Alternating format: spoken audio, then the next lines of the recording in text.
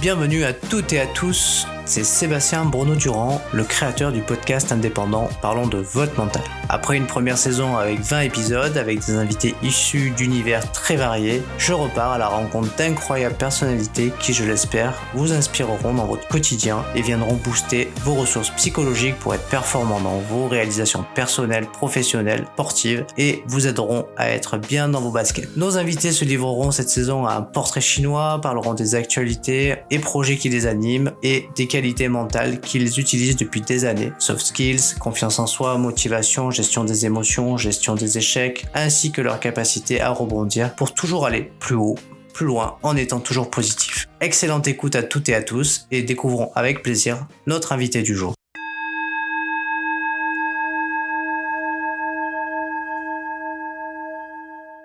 Bienvenue à toutes et à tous. Je suis heureux de découvrir un nouvel invité pour ce nouvel épisode et je suis heureux de vous présenter un animateur radio sur Canal FM, mais qui est aussi également podcasteur pour le podcast Essaye encore et qui s'essaye sur scène à des blagues aussi. Salut Geoffrey. Salut Sébastien, ça va ? Oui, ça va bien. Alors, qu'est-ce que tu nous ramènes comme petite blague pour commencer ce podcast? Ah, comme petite blague. Ah bah j'ai pas de blague là comme ça.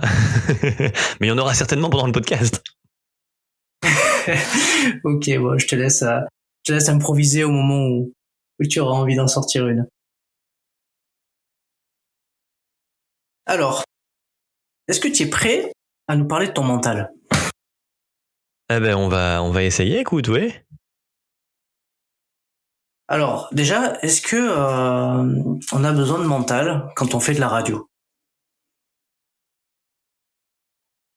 Ah oui, pour le coup, oui.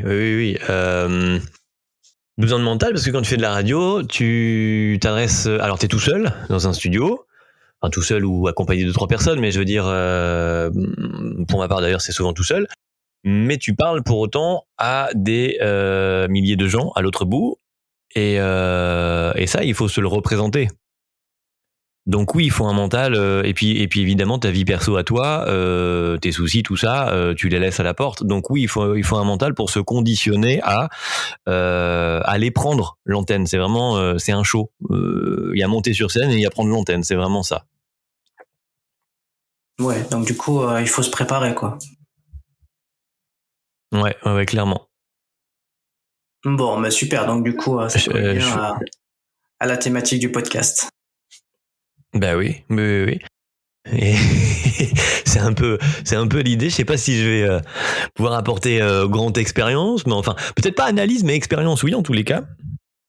Ah oui, moi je suis persuadé que tu vas nous apporter plein de choses sympas. Et du coup, si t'en es d'accord, avant même de commencer à explorer ton mental, comme je le fais dans tous les épisodes de la saison 2, je vais te proposer de faire un peu ton portrait chinois en quelques questions si t'es d'accord. Ouais, j'ai cru comprendre en effet qu'il y avait un petit portrait chinois. Alors je l'ai entendu, mais je m'y suis pas préparé. Comme ça reste naturel et spontané. Alors Geoffrey, si tu étais une couleur, tu choisirais laquelle et pourquoi? Alors l'histoire de la couleur. Allez, le bleu parce que c'est l'océan.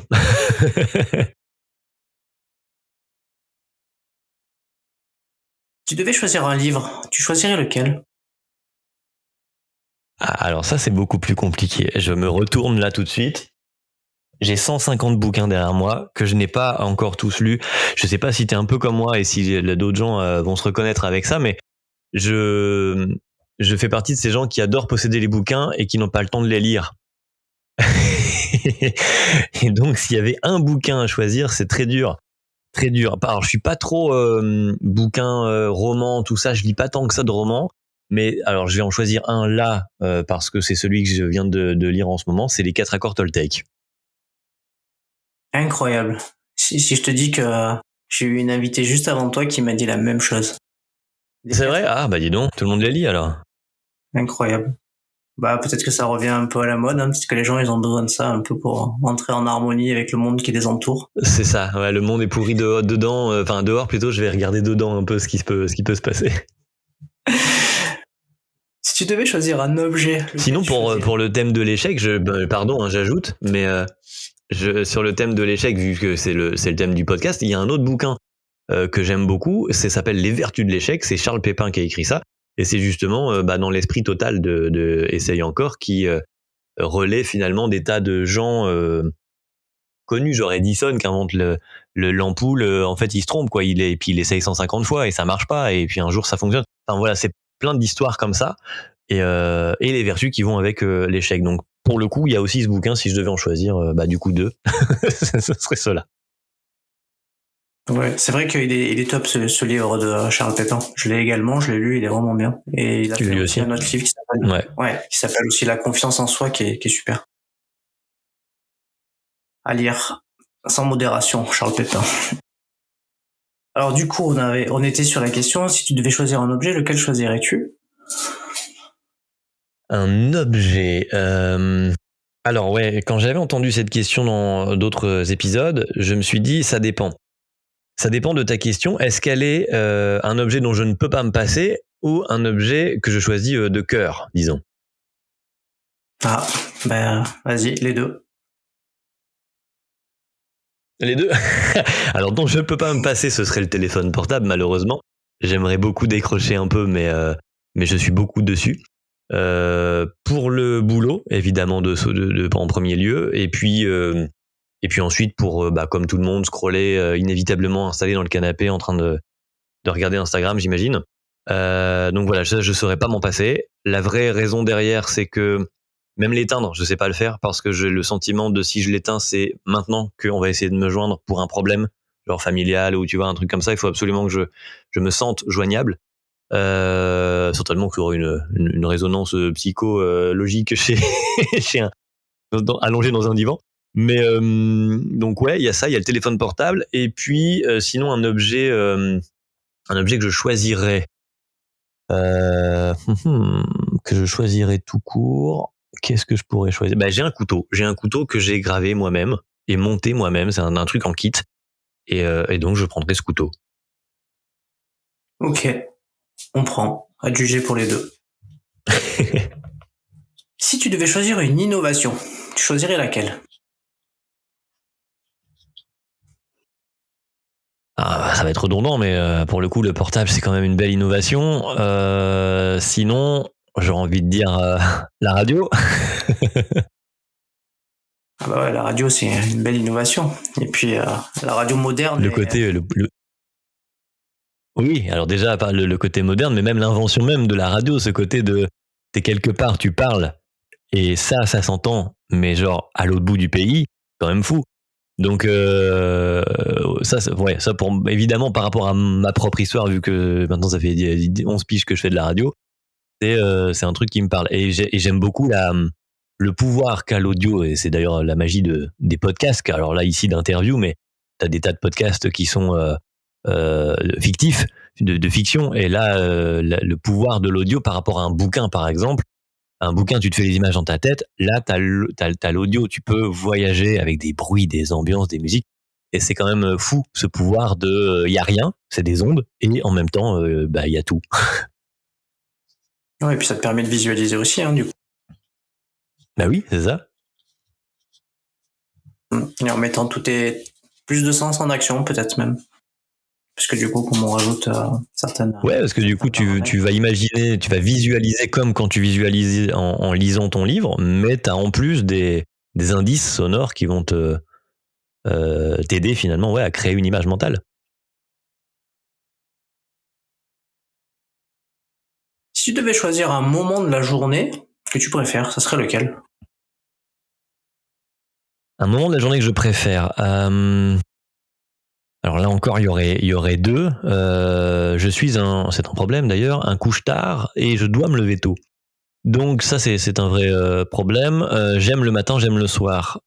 Pour le côté, en fait, mais j'aime toujours. Ça marche aussi avec les films ou les spectacles. J'aime toujours les intros, j'aime toujours les fins, les génériques, voilà. Donc j'aime le matin parce que la journée commence. T'es avant tout le monde, surtout en faisant de la radio. J'ai fait de la matinale et puis même en faisant pas de matinale, j'arrive toujours tôt. Donc tu te lèves avant les autres et j'aime ce côté un petit peu comme voler au reste de la journée, où t'es un peu avec toi, les gens dorment encore, etc. Et le soir, pour la même raison, le côté très calme, posé de la journée est finie, les choses un peu qui remuent, tu vas pas avoir un coup de téléphone, ou à moins que ce soit grave, mais tu vois, il y a plus de téléphone de travail, les choses s'arrêtent, s'apaisent, et t'as plus que ta soirée à toi. Donc le matin et le soir, moi, c'est mes moments préférés.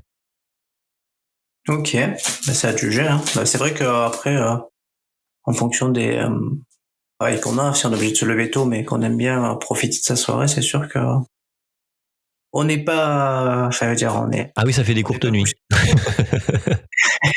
C'est ça, faut récupérer après. Si tu étais une qualité, tu serais laquelle? Ah, alors j'aurais envie de dire par rapport à, là encore, au travail, au retour que j'ai du travail, j'aurais envie de dire l'empathie, ou l'empathie, la gentillesse.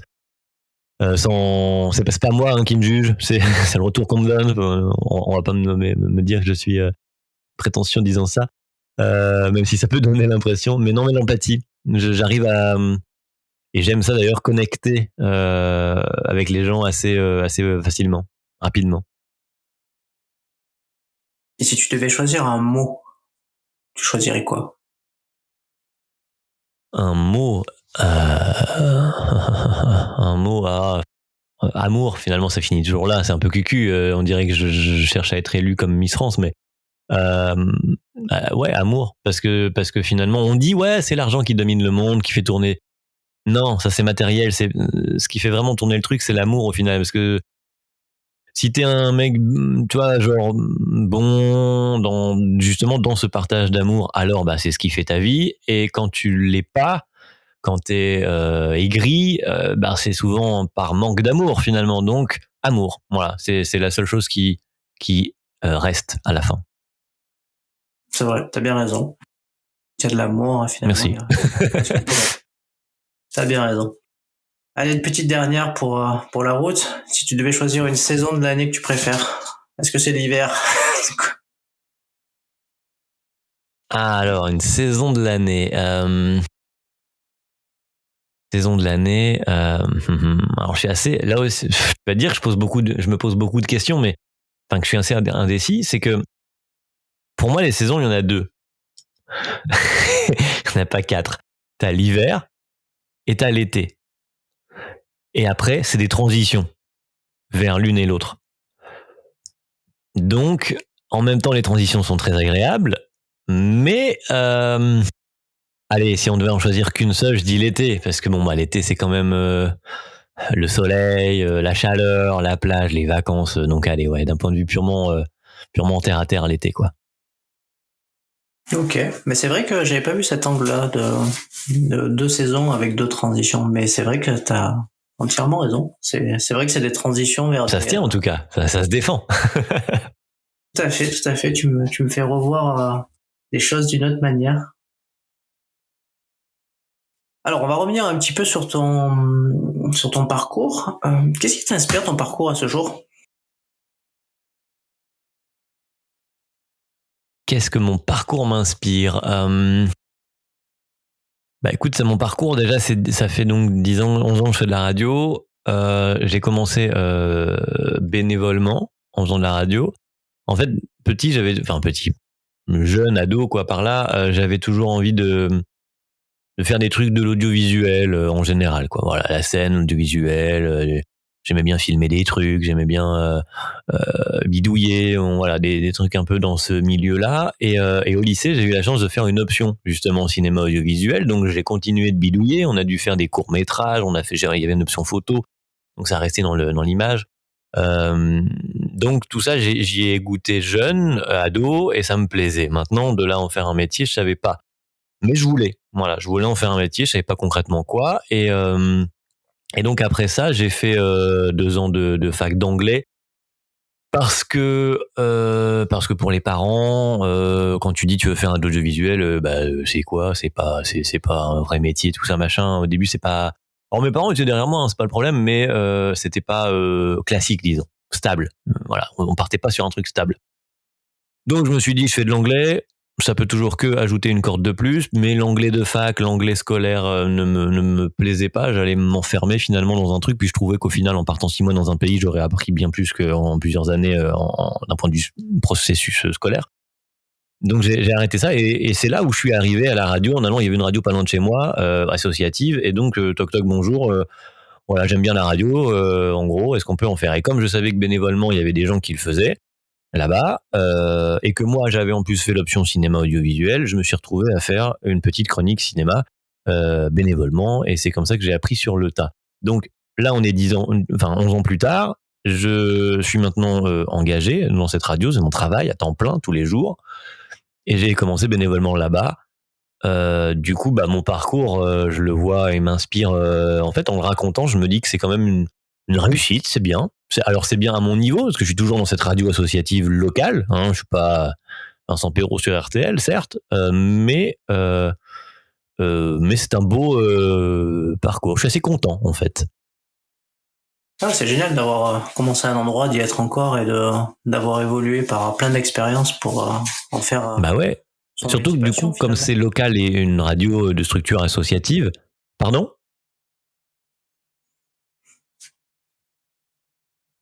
J'ai pas compris. Il y a un décalage un peu avec l'internet. J'ai pas compris ce que tu me disais. Je disais, c'était sympa de pouvoir, au bout de 10 ans, en faire son métier passion finalement. Oui, c'est ça. Oui, d'être finalement arrivé, voilà, dans un truc que tu voulais avant sans trop savoir vraiment quoi, et puis d'y être arrivé. Et d'autant que c'est une radio, donc je disais associative et locale, et donc de petite taille, même si on a des records d'audience d'année en année d'ailleurs.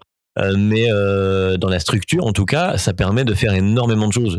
Je touche à tout. Et donc je reste finalement dans cet esprit de bidouillage, comme je disais quand j'étais plus ado. Et dans ces 10 années, de quoi es-tu le plus satisfait? D'y être toujours. Déjà, de toujours faire ça finalement, déjà d'avoir la chance de le faire, et puis d'aimer toujours le faire, d'avoir chaque matin quand tu vas au boulot, tu dis certes c'est au boulot, mais je m'en vais pas au boulot comme certains autres peuvent y aller avec genre une certaine une réticence, ou tu vois, à reculons. J'y vais en me disant je m'en vais créer j'en vais créer de la bonne humeur finalement, c'est ça un peu, artisan de bonne humeur. Et donc ça, je suis assez content de pouvoir toujours le faire.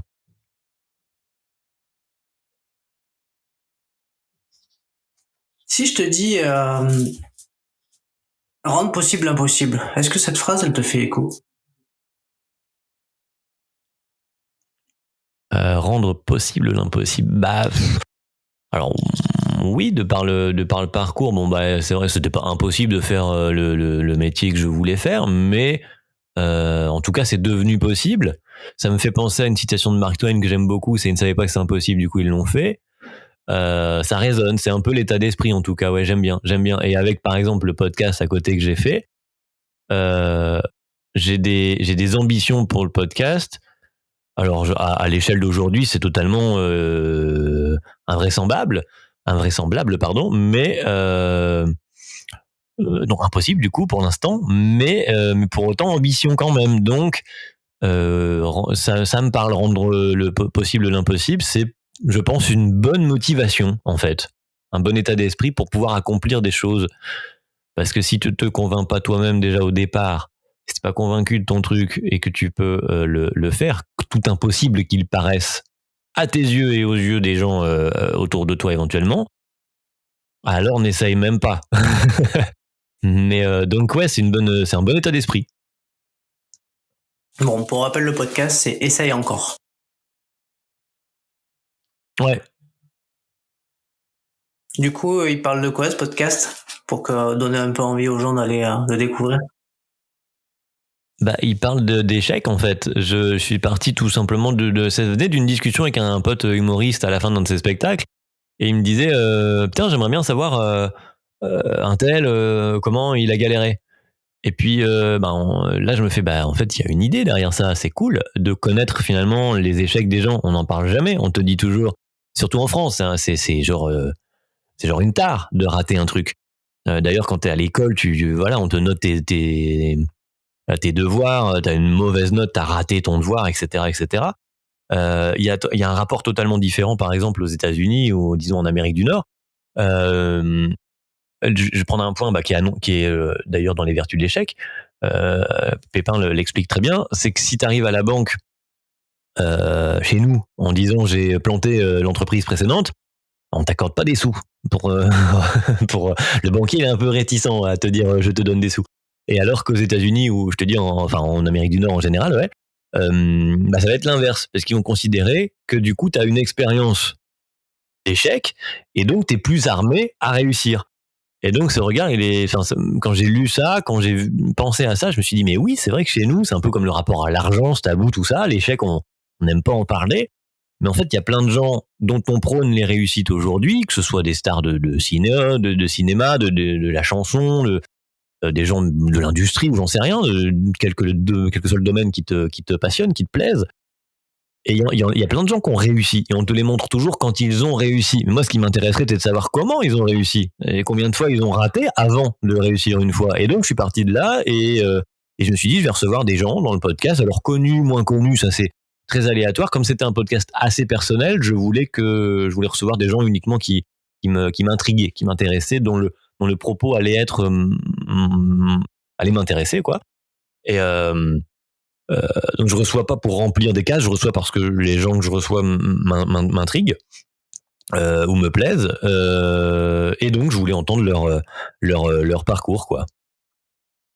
Et en fait, le sentiment d'échec, finalement, on se retrouve tous dedans, qui qu'on soit connu, pas connu, qu'on arrive finalement à quelque chose ou pas, que ce soit en essayant de marcher quand on est enfant, on rate forcément tous, et avant de réussir. Et puis d'ailleurs, on se pose pas la question. On se dit, à aucun moment donné, on se dit, je vais pas savoir marcher de ma vie. En fait, il y a pas de doute. On va marcher. Et on essaye encore. D'où le titre du cast. Et puis ouais, quelles que soient les choses, que ce soit on essaie de jouer de la guitare, peu importe ce qu'on fait, le sentiment d'échouer quelque chose, parfois même on l'échoue pas, mais on a ce sentiment d'échouer quelque chose, ça on le connaît absolument tous à un moment donné. Donc je me suis dit que ça allait forcément parler aux gens, quelle que soit la personne que je reçois. Oui, tout à fait. Et puis t'as pu recevoir des comiques. Je pense notamment à Bigard, il me semble. Oui, il y a des gens connus, moins connus, effectivement. Ouais, Verino, effectivement. Dans les derniers, en effet, je suis en train de réafficher ça, du coup, parce que j'ai plus en tête tout le monde, mais il y a eu Verino, effectivement. Il y a eu Bigard qui était contre toute attente assez intéressant parce qu'on pouvait imaginer le personnage, voilà, de Bigard et tout. Et en fait, non, c'est une belle leçon ce qu'il raconte. Après, t'as des gens moins connus. Je suis allé interroger une influenceuse sur Internet, enfin une influenceuse, une créatrice de contenu, disons plus précisément. Une autre podcasteuse qui, pour le coup, cartonne à des millions d'écoutes. Jérémy Crédville, qui avait fait La Danse avec les stars il y a pas longtemps et qui marche bien aussi sur scène. J'ai des auteurs de bouquins, enfin Sugar Sammy, là, le juré d'Incroyable Talent aussi. Oui, il y a des gens connus, puis d'autres moins connus. Et c'est toujours intéressant finalement. Et d'ailleurs, au nombre d'écoutes, je me rends compte que connu ou pas connu, ça change pas. Il y a des gens qui connaissent maintenant du coup le principe du podcast, et ça suffit à faire qu'ils vont venir écouter l'histoire. C'est vrai. C'est vrai que parfois les écoutes sont totalement aléatoires. Hein. On peut avoir quelqu'un qui est pas forcément connu, qui va être très écouté, et quelqu'un qui va être un peu plus connu, et finalement aura moins d'audimat. Ce qui est assez incroyable sur le podcast. Ben oui. Alors, on va parler un petit peu de ton mental. Si tu devais définir ce mot, le mental, ça serait quoi ta définition ?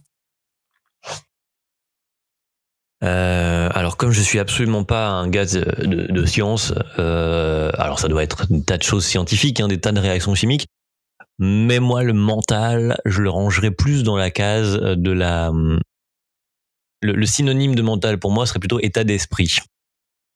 Donc ce serait une sorte de conditionnement qu'on se donne pour un événement ou pour la vie quotidienne, un état d'esprit qu'on adopte. Ce serait ça le mental pour moi, et après ça peut même dépasser entre guillemets ça et d'éteindre ou aller mordre sur la spiritualité éventuellement. je rangerais le mental là-dedans.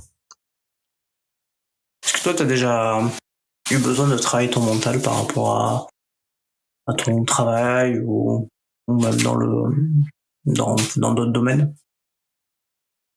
Bah, comme j'abordais vite fait tout à l'heure, le côté où tu dois aller tous les matins, genre quand je suis à la radio, personne peut savoir si je suis fatigué, tracassé, inquiet, malade aujourd'hui. Enfin, si, à part si je suis enrhumé, mais sinon ça s'entend pas.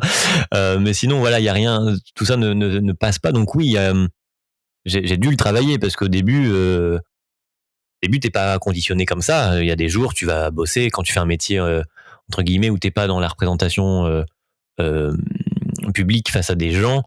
Si t'as un taf où t'es chez toi sur un PC, alors le jour où t'es moins bien, tu traînes ta journée, puis la journée passe et ça va très bien. Là, je peux pas ne pas aller, je peux pas ne pas être en forme, je peux pas ne pas être de bonne humeur. Et en fait, je me suis rendu compte finalement, c'est un exercice au même titre qu'un autre. Tu vas à la salle de sport pour apprendre à ton muscle à être utilisé. Et ben la bonne humeur, cet état d'esprit, ce mental là, ça se travaille tout pareil. C'est-à-dire que il y a des matins. Alors maintenant c'est un peu un mode automatique. C'est limite un bouton. Je switch sur je suis à la radio ou je ne suis pas à la radio. C'est vraiment limite comme un interrupteur en effet, parce que c'est une habitude maintenant. Mais au début t'es obligé alors de te mettre vraiment de limite avant l'antenne, t'es obligé de crier un peu tout seul dans la pièce pour réchauffer ta voix, hein, du genre allez on s'y, enfin je sais pas trop comment l'expliquer parce que tout ça on le voit pas, mais tu t'automotives quoi, c'est comme s'il y avait un entraîneur avec toi, genre allez on y va, hein, etc. Pour juste 30 secondes, hein, parce qu'après, une fois que t'as parlé 30 secondes, tu recoupes le micro et tu peux redescendre, mais pour autant, il faut que ce soit là quand même. Et donc, ouais, travailler ton mental, t'es obligé avec cette attitude de bonne humeur à avoir au micro et à l'antenne. Donc ça, tu le travailles. Après, il y a aussi ce côté, comme je disais tout à l'heure, de parler aux gens. Il faut, toi qui fais des podcasts, je sais pas si tu as déjà fait un podcast tout seul, mais c'est vachement différent de faire un podcast comme là, en interview avec quelqu'un qui te répond. Si t'es tout seul, très vite, tu t'as plus d'énergie, t'as pas de rythme, ta voix, enfin, parler tout seul et raconter un truc, c'est pas évident. En fait. Et donc là, je dois m'imaginer parler à des gens. Alors, il y a des petits tips. Début, soit tu mets une photo de gens que tu connais en face de toi, ou juste une croix sur le mur pour dire de fixer un point et te dire, allez, je m'adresse à ce truc-là, ce point-là, et juste ça suffit en fait à ce que au rendu, les gens aient l'impression que tu leur parles. Mais voilà, il y a plein effectivement de conditionnement au mental, ça s'entraîne tout pareil. Alors je vais pas dire comme un sportif, hein, je me considère pas comme un sportif de haut niveau en train de jouer aux Jeux Olympiques, c'est pas l'histoire. Mais il y a une habitude, un entraînement, ouais, c'est ça, quotidien à avoir. Et plus tu le fais, plus tu te rends compte que ça devient facile, parce qu'effectivement aujourd'hui, je peux être de bonne humeur sur commande en quelque sorte, mais pas faussement. Parce que après c'est un autre truc que il y a des gens, t'entends quand c'est fake un peu, t'es obligé de forcer certains jours, mais en fait le fait de le faire fait que tu le deviens. Je sais pas si je suis assez clair, mais ça donne ça. Oui, en gros, t'as automatisé par la répétition de l'exercice. C'est ça. Et du coup après si j'étais pas super de bonne humeur lundi, et ben 1 heure après je le suis devenu parce que j'ai dû l'être. Et alors si au début j'ai forcé, ça m'a permis de switcher finalement en mode bonne humeur ensuite. Donc oui, il y a un entraînement mental. Enfin, je le range là-dedans en tout cas. Oui, puis ça c'est la force de l'expérience. Donc j'allais y venir. Du coup, t'as pris confiance au fur et à mesure, ou t'avais déjà confiance dès le départ quand tu as pris l'antenne? Ah non, je suis un gars, alors ça aussi, contre toute attente, je suis un gars timide en fait à la base. Et quand tu le dis aux gens, ils font ah bon? Et pourquoi tu parles à la radio alors? Parce que je suis timide, mais que j'aime aussi ça. Un peu comme finalement plein d'humoristes ou de comédiens que tu vois dans des films ou sur scène, ils sont en fait des grands timides. Et pour beaucoup, c'est un paradoxe un peu, mais c'est ça. T'es timide, mais t'as envie d'aller justement finalement te rassurer, te confronter au regard des gens, et faire, on en revient à l'amour, au mot que j'avais choisi tout à l'heure. On en revient à tu veux être aimé. On va pas se mentir, il y a toujours une part d'ego là-dedans dans ces métiers un peu de spectacle, on va dire, parce que c'en est un, même si c'est derrière un micro, quoi. Et donc ouais, je sais plus où j'allais avec ça. Je me rappelle plus d'ailleurs de ta question précise. Je me suis perdu tout seul. On était sur la confiance. Si c'était ta confiance, tu l'avais acquis. Oui, la confiance, voilà, c'est ça. Et donc non, ouais, je l'avais pas du tout au début. Non, j'étais donc oui très timide, etc. Et la confiance. Et non. Et tu l'as pas au début parce qu'au début tu fais des erreurs. Parce que je suis aussi technicien à la radio, je fais ma propre technique. Donc pendant que je te parle, je suis en train de gérer la table de mixage et l'ordinateur en même temps, et la chanson qui va arriver, et l'intro, et le machin. Enfin bon, bref, il y a toute la partie. Et ça, c'est un peu comme conduire. Au début, t'es concentré sur un truc, puis tu cales. Parce que les pédales et en même temps la route, tu sais pas faire. Ben là, c'est pareil. Il y a des tas de trucs que tu apprends, mais par petits bouts. Et donc la confiance vient au plus où tu te vois finalement réussir une étape, 2, 3, 4. Et ça vient avec. Mais au début, non. Au début, déjà de 1, t'es pas confiant parce que tu parles devant, parce qu'il y a, voilà, tu parles aux gens. Alors, je vais préciser un truc, c'est que tu parles tout seul dans ton coin à des gens qui sont à l'autre bout. Donc, tu te sens entre guillemets protégé par le fait que tu ne sois pas en face d'eux, contrairement à quelqu'un sur scène, par exemple. Mais en même temps, il y a quand même des gens avec toi. C'est comme les acteurs qui tournent dans un film où t'as l'équipe technique autour. Là, t'as des gens avec toi dans la radio quand même. T'as des gens qui sont autour de toi dans le studio, soit qui t'aident sur la technique, ou soit qui sont des co-animateurs, etc., etc. Donc au début, quand tu débarques, tu ne connais pas ces gens et tu dois prendre la parole, faire. On se rappelle tous des exposés en classe. C'est jamais un moment agréable. Tu prends la parole devant des gens, c'est intimidant. Donc là, tu le fais à 2 titres. Tu le fais devant des gens ici, sur place, qui sont à tes côtés, que tu ne connais pas bien dans les débuts, et devant lesquels tu dois justement paraître confiant. Et tu le fais devant les gens qui vont t'écouter, et que pour le coup, eux, tu ne vois pas, mais tu dois quand même les convaincre aussi que tu es confiant. Donc, et donc, par définition, au début, tu fais des erreurs, qu'elles soient techniques ou d'animation, en fait, de technique d'animation. Donc bah non, t'as pas confiance de base et tu fais des erreurs, donc t'as encore moins confiance. Et ça ne vient effectivement qu'avec l'expérience finalement.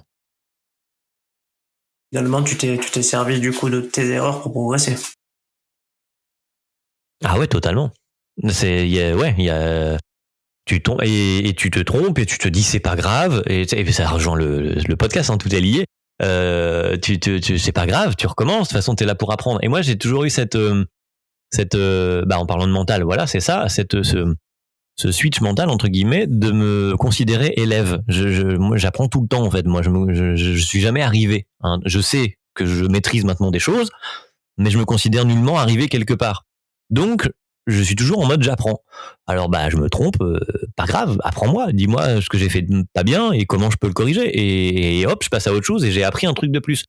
Donc ça, je trouve ça aussi en termes de mental, ça permet vraiment d'apprendre beaucoup plus vite et puis de pas rester sur des sentiments d'échec pour le coup.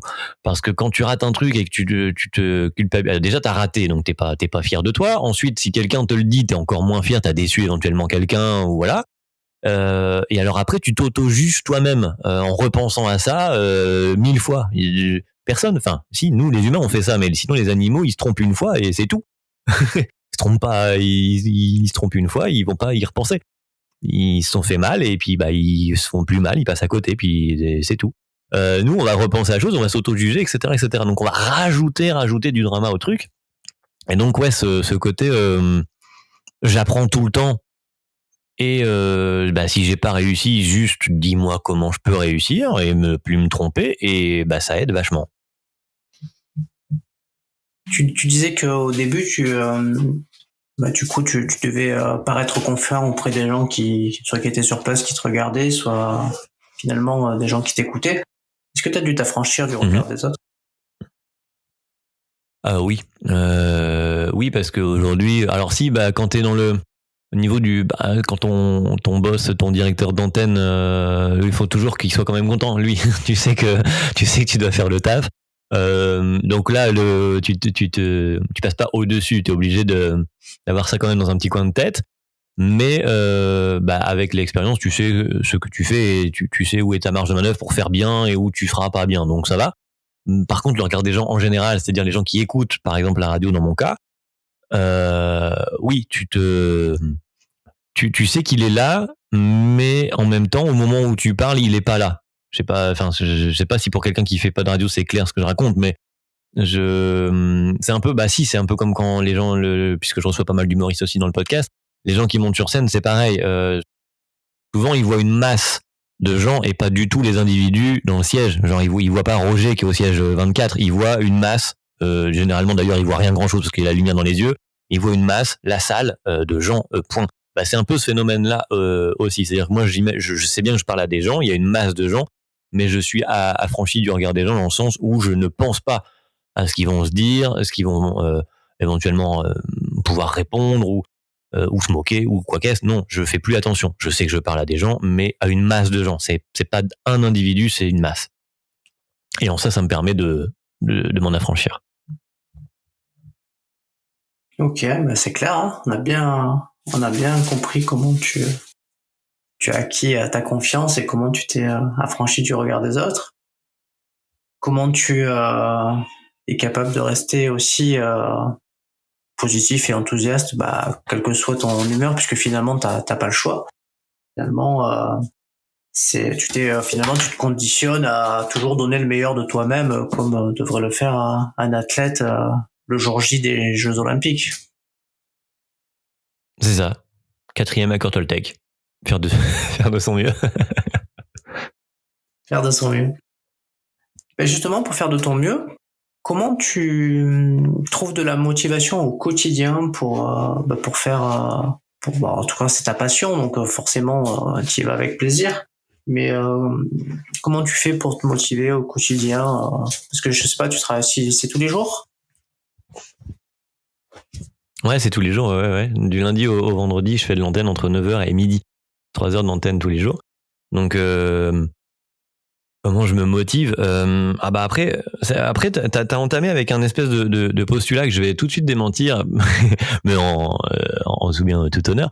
C'est que, oui, métier passion, mais ça veut pas... Alors, j'en suis... comment dire heureux, conscient de la chance que c'est de faire ce métier que je rêvais entre guillemets au début, puisque je voulais de l'audiovisuel au sens large. C'est pas pour autant une manière d'assurer que tous les jours t'as envie d'aller travailler. C'est ça que je veux dire. Il y a évidemment des matins où t'as pas envie, bien que ce soit un métier passion. C'est comme les humoristes, ils sont pas toujours drôles tous les jours, tu vois, en dehors de la scène. Ou les comédiens, voilà, etc. Ils sont pas toujours au taquet.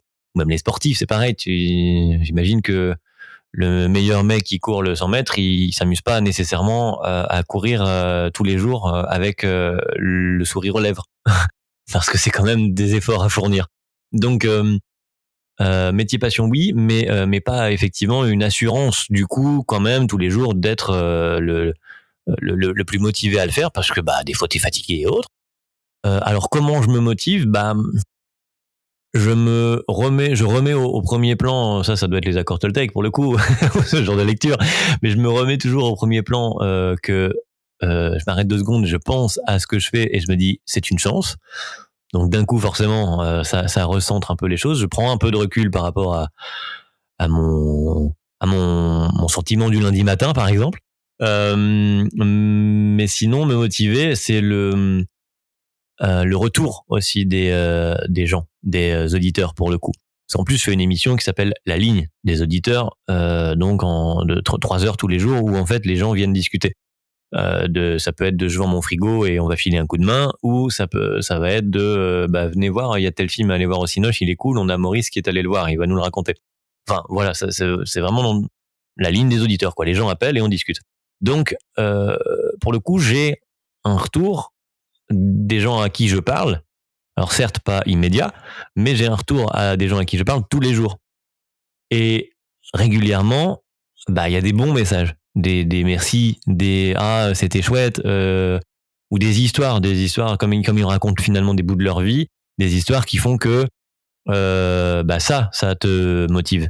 tu sais que tu vas aller finalement dans mon petit bocal de studio, je vais avoir un impact sur la vie des gens qui juste vont prendre la voiture 10 minutes pour aller conduire Pichounou et Loulou à l'école et m'entendre parler dedans.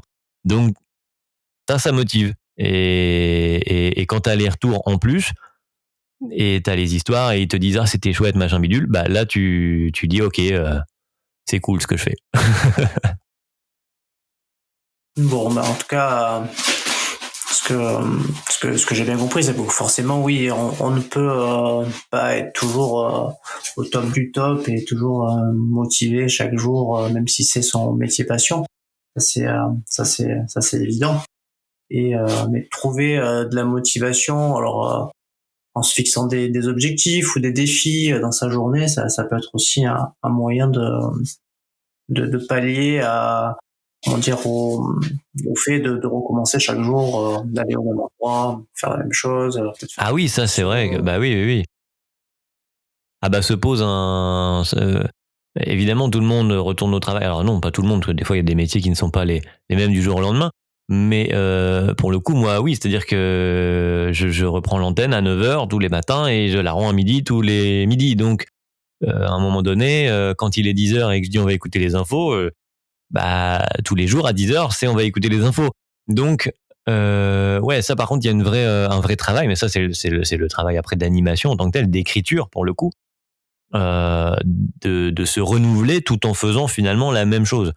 Et ça, effectivement, c'est pas évident. Et ça, comment on se motive? Ben, en allant se nourrir d'autres choses, que ce soit dans le domaine de la radio ou pas, en écoutant d'autres gens, en allant lire des trucs, en allant regarder des films, en allant peu importe, écouter de la musique. Il y a toujours quelque chose qui va venir te nourrir, te donner une idée et faire que tu vas avoir une intro différente, ou un mood différent selon la journée, et qui va te permettre de renouveler. Donc oui, pour se motiver dans ce sens-là, c'est-à-dire tous les jours on recommence, mais il faut faire aussi bien, au mieux. Et bien là, la motivation, je pense, c'est d'aller se nourrir de choses qui nous motivent nous.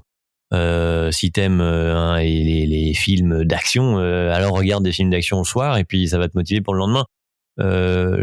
Voilà. Quand j'étais petit, je regardais des films d'espionnage. Le lendemain à l'école, dans ma tête, j'étais un espion. Ça me motivait ma journée et elle était pas pareille que la veille. Donc, je pense que faut garder un peu ce phénomène-là. Moi, j'essaie de le garder. C'est ouais, d'aller me nourrir d'autres choses. Et ça, j'imagine que c'est important pour tout, mais c'est un tips en radio aussi, c'est que pour être un bon animateur radio, tu ne peux pas être en vase clos et stérile. Tu es obligé d'être tourné vers l'extérieur, lire, apprendre des choses tout le temps, découvrir des choses, écouter de la musique, même si tu l'aimes pas, mais tu l'écoutes pour savoir ce que c'est, pour des fois tomber sur une pépite, enfin voilà, toujours cette notion d'aller se nourrir d'un autre truc que tu aurais peut-être pas spontanément, vers lequel par contre tu serais peut-être pas allé spontanément. J'ai une question qui me vient, c'est est-ce que quand on est à la radio, animateur, est-ce que on peut avoir des coups de pression ou du stress à gérer? Ah oui, bah ça, il y en a tout le jour. Alors, l'émission que je fais est en faux direct, c'est-à-dire que c'est enregistré avec quand j'ai les auditeurs au téléphone, etc., c'est enregistré comme en direct, et ça passe quelques minutes plus tard à l'antenne, mais c'est en différé d'un léger temps qui permet de remonter le son, d'enlever les d'enlever les etc. dans la conversation, que ce soit plus propre à écouter pour l'auditeur, et faire que bah lui il soit pas saoulé d'une discussion qui tourne en rond ou qui va nulle part. Donc il y a ça, donc il y a le côté stress, dans le sens où il y a la technique à réaliser. Ça, quand la technique n'est pas là, quand il y a une quelconque panne, c'est un énorme stress, en effet, à gérer, parce que tu le gères au moment où tu fais l'émission. Quand t'es en direct, bah c'est encore pire. Quand t'es en différé, bah t'as un tout petit peu d'avance, mais ça revient à être quasi comme en direct. Donc ça, c'est quand c'est la technique qui n'est pas là au rendez-vous. L'autre pression, c'est que bah t'as une émission à faire tous les jours. Alors il faut pas la remplir, parce que si tu la remplis, tu fais du mauvais, tu remplis des cases et c'est pas bon. Pour autant, il y a quand même tous les jours une émission à fabriquer, à créer. Et bien, du coup. Donc ouais, il y a une sorte de pression de quand même, est-ce que je vais avoir assez d'intervenants à l'antenne? Est-ce que j'ai assez de sujets aujourd'hui? Est-ce que les gens vont répondre? Ok, on met des petites questions, tu sais, sur les réseaux sociaux pour avoir des retours. Ça permet d'avoir, pourquoi pas, des interventions d'auditeurs. Donc ça, oui, mais ça, c'est des pressions de quotidienne normale, entre guillemets. C'est une pression qui est là au début.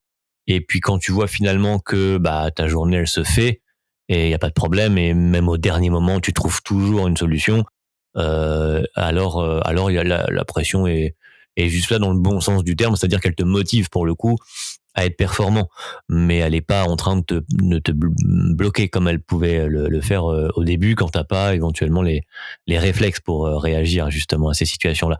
Ça m'est dit arrivé de me retrouver en direct pour le coup, et que l'ordi lâche, parce que maintenant évidemment c'est sur les ordinateurs diffusent la musique et autres, les jingles et compagnie, tout se fait depuis le PC, et le truc plante, le logiciel plante, et je dois le redémarrer, mais sauf que je suis à l'antenne. Donc pendant tout le temps où l'ordi redémarre et le logiciel aussi, avant de retrouver un quelconque son autre que moi, je suis obligé de parler. Donc je parle, je dois mon cerveau doit réfléchir à ce que je raconte, quelque chose de cohérent quand même, d'intéressant qui plus est, et tout en faisant autre chose de mes mains pour gérer la partie PC et technique qui foire. Donc ça, par contre, oui, ça c'est un gros coup de stress. Mais au final, en fait, quand t'expliques aux gens qui écoutent que t'es en direct, qu'il y a une panne, que si, que ça, les gens ils comprennent, quoi. Donc ça t'enlève beaucoup de pression. Et j'ai appris qu'il fallait finalement pour beaucoup de fois, être vrai et naturel. Et à partir de là, c'est ok en fait. Oui, du coup, c'est plus facile que les autres acceptent l'erreur à partir du moment où ils savent que t'es dans la galère, quoi. Voilà. Alors tu vas cacher évidemment toute la partie qui ne les intéresse pas. Ils s'en foutent de savoir pourquoi ça marche pas. Juste explique par contre que ça marche pas, qu'il y a un problème technique, une panne de ci, de ça. Et puis tu peux même en jouer et tu rebondis, et du fait t'as occupé ton temps et t'as meublé pendant que il y avait une intervention quelconque sur la partie technique. Bon, c'est super en fait d'en apprendre un petit peu plus sur en tout cas c'est ce métier qui finalement où on n'entend qu'une voix, finalement on voit pas ce qui se passe forcément derrière la voix et tout le travail que ça peut être. Donc du coup très intéressant de pouvoir avoir ton retour et ton expérience. Et la dernière question que j'avais envie de te demander, c'est une question par rapport à ce qu'on appelle la force mentale. Souvent, on dit qu'il ne faut rien lâcher. Forcément, ne rien lâcher. Est-ce que toi, par rapport à cette expression, il ne faut rien lâcher, ça te parle par rapport à ton métier? Alors ça me parle, oui, alors, oui et non, c'est-à-dire que faut rien lâcher. Je suis assez d'accord avec le propos, puisque c'est ce que je défends aussi dans Essaye encore, mais en fait, oui et non, parce que faut rien lâcher à condition que ce soit vraiment ça que tu veuilles faire de 1 et que tu puisses faire de 2. Ça sert à rien de s'obstiner à faire un truc et de rien lâcher si en fait le truc ne t'apporte rien, ou ou si c'est un truc dans lequel tu ne seras jamais bon, ou qui ne te remplira pas de joie, ou etc. Si tu t'obstines à faire juste un truc qui ne te convient pas, ça reste un truc qui ne te convient pas, et auquel cas lâcher c'est la meilleure des solutions pour trouver autre chose. Par contre, quand tu as trouvé un truc que tu veux faire, même si tu feras moins bien peut-être que des gens qui sont doués naturellement pour cette chose-là, même si toi tu dois y passer 3 fois plus de temps, 3 fois plus d'efforts, alors lâche pas et va faire ce qui te rend heureux. Mais si ça te rend heureux, et si tu peux le faire, faut pas s'obstiner bêtement. Voilà, c'est ça la nuance que à chaque fois j'aime apporter, parce que c'est vrai qu'on dit souvent ça, faut rien lâcher, faut persévérer, mais ça sert à rien de persévérer sur un truc qui mène nulle part. Donc vaut mieux lâcher, et passer à autre chose. Et il y a et ça marche aussi avec les émotions, beaucoup ça. Une rupture, mettons, t'es jamais plus heureux que quand tu passes à autre chose. Un décès, t'es jamais plus heureux quand t'as réussi à faire ton deuil. Donc, faut rien lâcher, oui, mais jusqu'à un certain point. Alors, par rapport à mon parcours à moi, franchement, je me considère chanceux et pas avoir eu d'obstacles tant que ça à franchir ou de choses à rien lâcher. J'ai rien lâché dans le sens où j'ai toujours continué à faire justement ce qui me plaisait, mais j'ai pas j'ai pas eu un parcours semé d'embûches qui m'a fait me dire je lâche rien, je continue. Non, ça pour le coup non. Bah écoute, c'est de bons conseils. Je pense que ce que tu viens de nous dire, c'est vrai que en fonction des invités que j'ai, chacun a un concept un petit peu différent sur le rien lâcher, mais globalement, il en ressort, c'est que y a toujours quelque chose à lâcher pour aller vers du mieux en tout cas. Et on peut pas tout maîtriser, on va dire. Geoffrey, je te remercie. En tout cas, on arrive sur la fin de ce podcast. Et comme j'en ai l'habitude, je vais te laisser le mot de la fin pour voilà, si tu as envie de faire passer un message, comment dire, de parler un peu de ton actualité. Hein. Je sais que tu fais aussi, tu fais pas que de la radio. Hein. Du coup, t'as ton podcast, mais aussi tu vas sur scène, comme tu as écrit, t'es un essayeur de blagues. Donc du coup, si t'as des ouais, parce que ça c'est vraiment du balbutiement.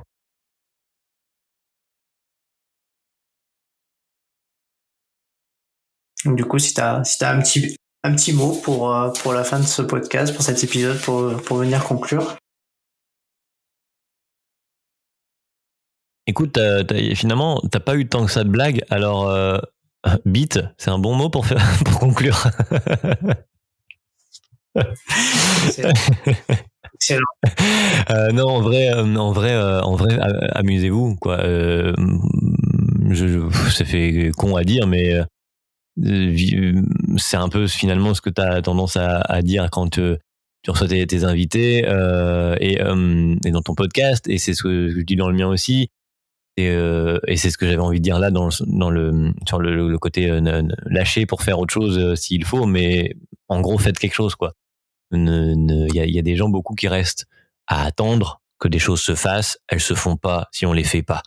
Voilà, ce sera le mot de la fin. Et après, en termes d'actu, oui, il y a le podcast, essaye encore podcast sur Insta, la page est dispo, et puis les invités continuent, et voilà, donc juste aller jeter une oreille, voilà.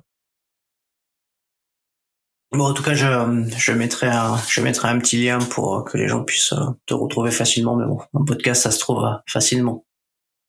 Encore merci beaucoup pour ton temps. Merci en tout cas de l'invitation, Sébastien, dans ton podcast.